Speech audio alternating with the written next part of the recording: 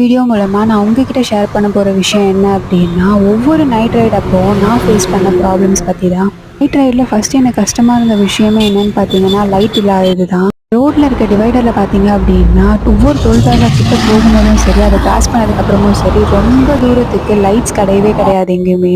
ரோட்ஸ்ல light இல்லாததுனால back side வர வண்டிலாம் பார்க்கறதுக்கு ரொம்பவே கஷ்டமா இருந்தது. அந்த வண்டியில இருக்கிற லைட் வந்து என்னோட மிரர்ல ஃபிளாஷ் அடிக்கிறதுனால சரியா பார்க்க முடியல. ஸோ வண்டி ஓட்ட டஃப்பா இருந்துச்சு. என்னன்னா ரோட்ல இருக்கிற மேடு பள்ளமும் எனக்கு சரியா தெரியாம இருந்துச்சு இந்த லைட் இல்லாததுனால. என்னோட ஹெல்மெட்டோட அந்த கிளாஸ் பார்த்தீங்க அப்படின்னா கொஞ்சம் தேஞ்சு இருந்ததுனால நைட்ல ஹைவேல வந்துட்டு சைட்ல பார்த்தீங்க அப்படின்னா நிறைய மரம்லாம் இருக்கிற இடத்துல பூச்சிங்கெல்லாம் நிறைய இருக்கும். ஸோ இந்த இந்த ஹெல்மெட்டோட அந்த டாப்பை நான் கீழே இறக்குனா மட்டுமே அந்த பூச்சிங்கெல்லாம் என் கண்ணில் படாமல் என்னால் ஒழுங்காக ரைட் பண்ண முடியும். லைட்டாக தேஞ்சிருக்குன்றதுனால எனக்கு கொஞ்சம் வண்டி ஓட்டுறதுக்கு கொஞ்சம் கம்ஃபர்டபுளாக இல்லை. எனக்கு கிளியராக வந்துட்டு தெரியல ரோடு.